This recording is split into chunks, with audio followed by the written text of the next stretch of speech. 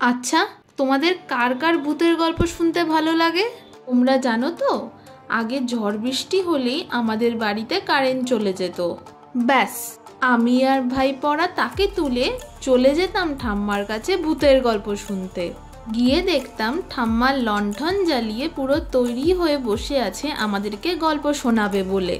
বাইরে জোরে হাওয়া দিত, বিদ্যুৎ চমকাতো আর হালকা হালকা বৃষ্টি পড়তো। সেই সময়টা গল্প শুনতে ভালোও লাগতো, আবার একটু ভয় ভয়ও করতো।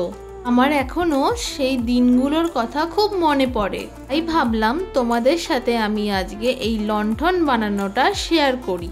দেখো, আমি আশা করি তোমাদের সবার বাড়িতে এরকম কাচের ডিব্বে পড়েই থাকে, কিন্তু আজ তোমাদেরকে আমি একটা টিপস দিচ্ছি।